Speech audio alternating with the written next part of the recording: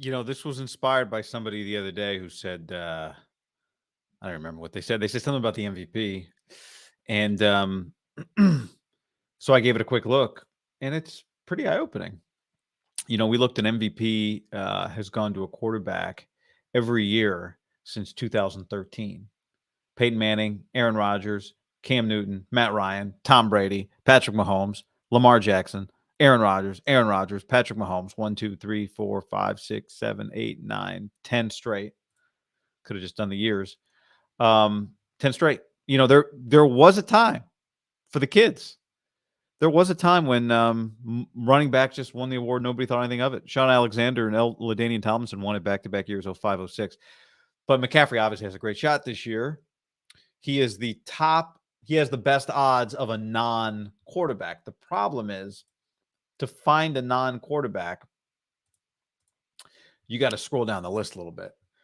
Let's count here. 1, 2, 3, 4, 5, 6, 7, 8, 9, 10, 11, 12, 13, 14, 15, 16, 17, 18, 19, 20, 21, 22, 23, 24, 24. There are two 49ers quarterbacks with better odds to win the MVP than Christian McCaffrey, which, if you like Christian McCaffrey, is great. McCaffrey's odds are the same as Jimmy Garoppolo's, 80-1. I like that. $350 will pay you $28,000. If you live in a state that doesn't allow you to gamble, maybe you're flying to Vegas today, then, you could jump on that immediately. But I think it's great odds. I think it's great value. If you want to bet on Josh Allen at 7-1 or Joe Burrow or Patrick Mahomes, think of this. What I think is interesting about this too is so here's Brock Purdy at 40-1. Here's Trey Lance at 50-1 for MVP. I don't see Sam Darnold on this list, but the Purdy and Lance truthers probably each independently create enough action there and liability. But think about last year when Brock Purdy was lights out, when McCaffrey was lights out. Imagine they both have the same year, but a full season of it. Okay. Who do you think wins MVP for the 49ers? Purdy with what would have been ridiculous quarterback numbers, or McCaffrey? The quarterback numbers would have been really good. If you extrapolated Brock's numbers over the course of a season, those are one of the best quarterback in the league numbers, right? But if you take what McCaffrey did and put him on a 15 or 14 win team, I think he'd be the one to win the MVP. I think if you watched him, you say that guy was the most valuable player to that team. And I think he'd win it, even in a scenario where the Niners quarterback is lights out. Now, what we know about the Niners is they compete for NFC championship games, compete to go to the Super Bowl pretty consistently now. And they do it with less than MVP level quarterback play. So I think it's a little funny that Brock and Trey have better odds than him, because I think if the quarterback and Christian have great years, anyone that watches the NFL will say Christian was more responsible for that 14 or 15 win season. I'm going to Pac-12 Media Day today. It's tomorrow. Last year, everyone remembers that Caleb Williams won the Heisman Trophy. By the end of the year, it was really obvious that he should win the Heisman Trophy. That was not the way it was at the beginning of the year. It wasn't really even the way it was in the middle of the year. Part of last year was like, all right, CJ Stroud didn't really have a Heisman type year. He had a really good, if you go look at the numbers, he had an excellent year. But it wasn't like run away with the Heisman type season. Bryce Young was not like halfway through the year. It's like, oh, this is not you're watching Georgia, but you're like, Stetson Bennett's not the Heisman. You're watching TCU. Max Duggan, who finished third or fourth for the Heisman, was not even their opening day starter when they played. People forget this. They were up like 6-3 at halftime against Colorado week 1. But what happened as the year went on, USC plays Notre Dame. USC starts playing all these huge games. They're winning, they're winning, they're winning. They're on the biggest stage, and it's a cliche, but it's true. Caleb Williams starts having these Heisman moments, quote unquote. Well, that's why, Mahomes, Burrow, Josh Allen, Lamar Jackson, all these guys, when you watch them, they have MVP moments. They have their Heisman moments. Ultimately, Heisman moments and incredible numbers. I mean, he accounted for 52 touchdowns, did not turn the ball over. Caleb Williams was worthy of the Heisman Trophy. But what really took him from, oh, maybe Caleb Williams could win it, to Caleb Williams is going to win it, was these crazy big moments in these big games on the biggest stage. Utah twice, Notre Dame. And he had the Heisman moments.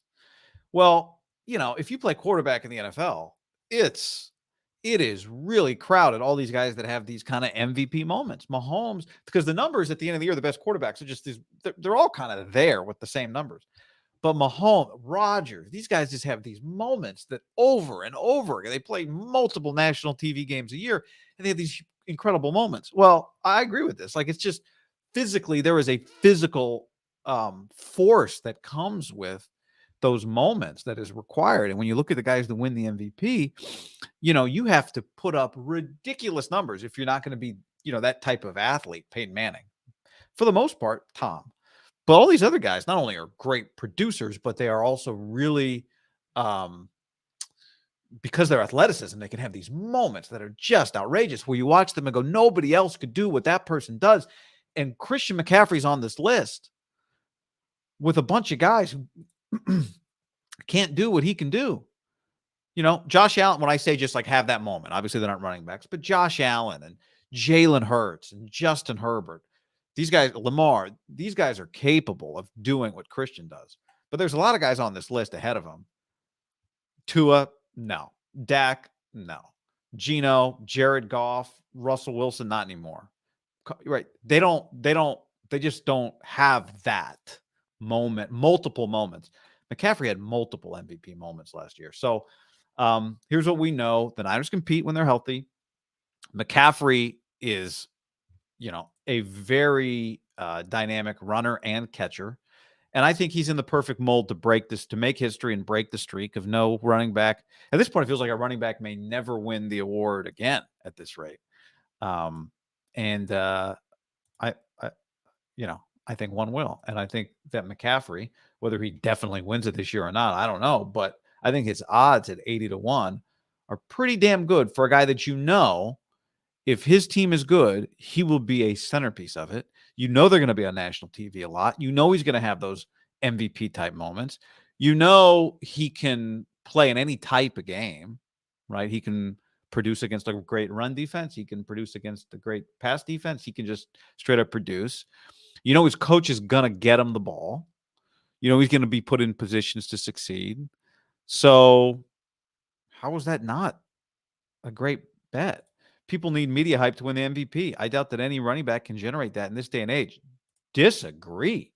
I mean, Christian McCaffrey on the 49ers was one of the biggest stories in the NFL last year. Absolutely. He can generate that level of. Now, I think, here's some of the other challenges. Burrow's going to have momentum. Jalen Hurts is going to have a ton of momentum. Sometimes you win the award, you kind of start to win it the year before you actually do win it. So there's something to be said for guys don't, that maybe a running back just isn't going to have that level of hype coming into the year, but I think there's a lot of hype for Christian McCaffrey. So there is then this. 49ers also haven't had a running back stay healthy for more than 6 weeks in a row in the Shanny era. Is that stat true? I mean, it feels right, but is that researched and accurate? Because if that's researched and accurate, I mean, but McCaffrey would have been healthy for 6 straight weeks last year. He got banged up, but he didn't.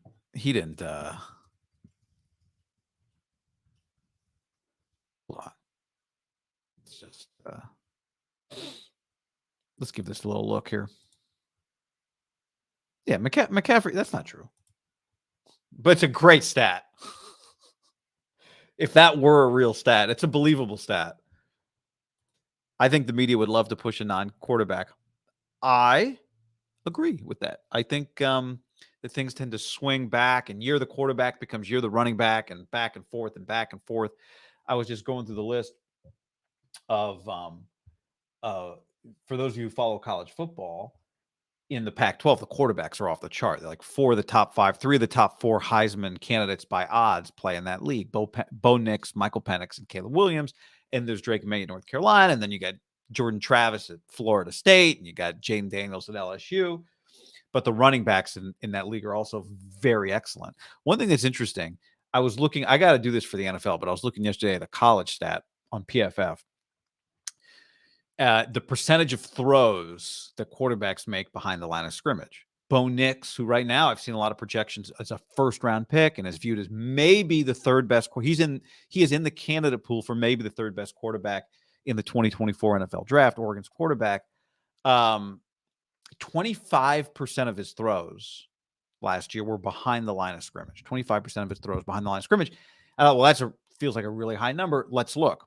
Well, it turns out that most of the guys that throw for the most yards, if you took the list of the guys who threw for the most yards in college football last year, and then you took the list of the guys with the highest percentage of their throws behind the line of scrimmage, it's a very similar list. So the guys in college, at least, that throw for the most yards also tend to be the guys that throw the ball behind the line of scrimmage the most. Well, I'd have to do a little weird filtering here because I think some of the Niners quarterbacks none of the Niners quarterbacks really qualify. But here are some of the quarterbacks in the NFL that threw the ball behind the line of scrimmage the most. I've got different filters here, but basically, number 1, Aaron Rodgers, 21% of his throws were behind the line of scrimmage last year. Number 2, Matthew Stafford. Number 8 in the NFL in passes behind the line of scrimmage, Patrick Mahomes. Number 9, Justin Herbert. Number 10, Jimmy Garoppolo. Jimmy Garoppolo threw 18% of his passes behind the line of scrimmage. That was the same percentage, basically, as Patrick Mahomes and Justin Herbert. So, by volume, I don't think anybody threw the ball. Here are the guys by volume who threw the most passes behind the line of scrimmage last year in the NFL. Tom Brady, Patrick Mahomes, Justin Herbert, Joe Burrow, Kirk Cousins, 13 wins. Say what you want. Trevor Lawrence, Josh Allen. The best quarterbacks in the NFL throw the ball behind the line of scrimmage the most. So Christian McCaffrey, perfect. You don't have to move the ball. You don't have to push the ball down the field too much. Maybe some of these guys cancel each other out.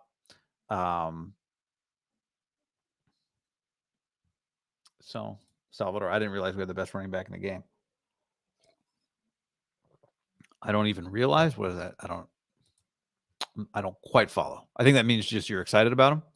I could see him converting to a slot receiver to prolong his career. Well, that's the one thing. We talked about it. It doesn't appear to be any part of Kyle Shanahan that because McCaffrey, you have to protect him from himself. You see how hard he runs. Doesn't appear to be any part of Kyle that's like, let me dial it back for Christian today. In the third quarter, maybe. Mostert got hot. Yes, he did. You know what? Let's see. I think the other question is when Christian had his 1K season, where did he end up in MVP voting? That was 2019. 2019, Lamar Jackson won the MVP. Let's do a quick little look here. Was he even close?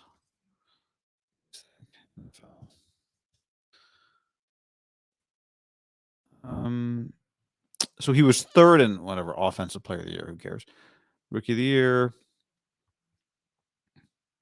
Can I get the full?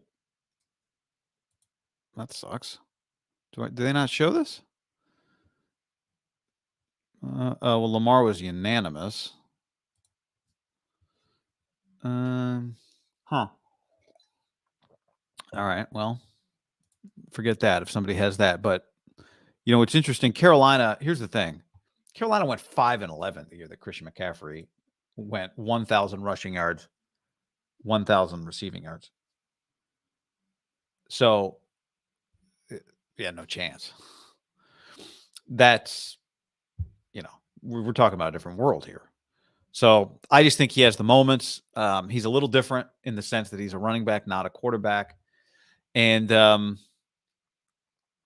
he's going to be on a team that's going to play a bunch of big games in front of a lot of big audiences. They should matter. And he can do a lot of different things. I mean, when you think of last year Heisman moments, you think like the catch against the Rams. That's a Heisman moment. If you're in the consideration for the MVP, the irony is people always feel like Christian kind of got robbed of the Heisman too. All Stanford running backs tend to. Derrick Henry? Well, yeah, Derrick Henry. That was Derrick Henry, Deshaun Watson, Christian McCaffrey. And everyone says Christian got robbed that year. I think the robbery was the Toby Gerhart year. Derrick Henry, Derrick Henry was pretty excellent. It was pretty excellent that year and was Heisman worthy. Anyway, so that's the value. With all these running back contract issues and the media really pushing winning teams don't have great running backs narratives, I think that is why no RB will win the MVP, would show them they're valuable. They already, the media doesn't need to tell anybody the running back market is different than the other markets. How long have everyone been complaining about the tight end market? It hasn't changed anything, but I don't think it's going to stop anybody from voting for somebody for an MVP. Marcellus, I think Mitchell's health will probably dictate McCaffrey's MVP chances. If he's healthy, I believe they're going to try and protect him and save him for late in the season. If not, then it's possible.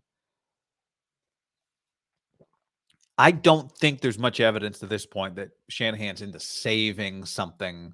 He saves play calls, but I don't think he saves snap counts. I don't think the evidence is there on that. Late in a game, all of a sudden Jordan Mason gets a carry. But Bryant, it's crazy that so many mediocre quarterbacks are higher than the likes of even Hill or Jefferson. It's an all inducement to bet, but it's all an inducement to bet, but it's still a bit nuts. Yeah, it is. How about has any star running back has there ever been two quarterbacks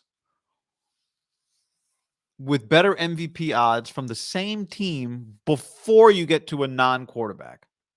Because you get Lance and Purdy are both better odds before you get to any Kenny Pickett, Jordan Love.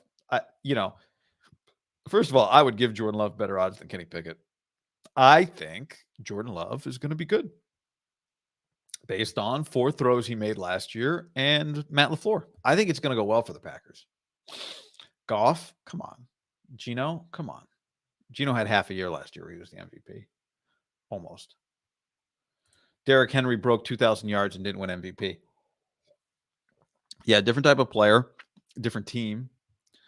I think you gotta the dynamics are a little different. I just mean the type of player. Christian's a little more dynamic. But yeah, I mean, fair. Also, Derrick Henry did have some, I would say he had some Heisman-worthy moments that year. 2020, who won the MVP that year? Oh, Rodgers. Will this give me MVP? It's so hard to get just like some MVP voting. Oh, here we go. Here we go. So since Lamar was unanimous, I guess it gave me no MVP voting that year. Derrick Henry, yeah, you're right, was not top 3. Rodgers, what did Rodgers do that year? 48 touchdowns, 5 picks. Derrick Henry won the Offensive Player of the Year. Isn't that weird? Tennessee went 11-5. I didn't say it's a guarantee he's going to win. Just, I like these odds. Whoa. When Mitchell is healthy, he's one of the better backs in the league. When he and CMC played, CMC definitely saw less numbers. All right. Well, when Mitchell's healthy, let's have that conversation. Yeah, that's a better way of saying what I said. But that's fair. I mean, you guys, guys take votes. That's one thing that you have from quarterbacks. No quarterback takes from another quarterback in theory. All right. On that note, Thanks for the feedback. I'm headed off to Vegas. Pac-12 Media Day. Does anybody want any Pac-12 picks? It's going to be a very good football season there in the Pac. Can't wait. All right, hit that like button. Half of you, data tells us, are not subscribed to the Haberman and MIDDLEKAUFF YouTube channel. I can't think of a good reason why not. Subscribe to the channel. Appreciate your support of the channel. And talk to you guys soon. Later.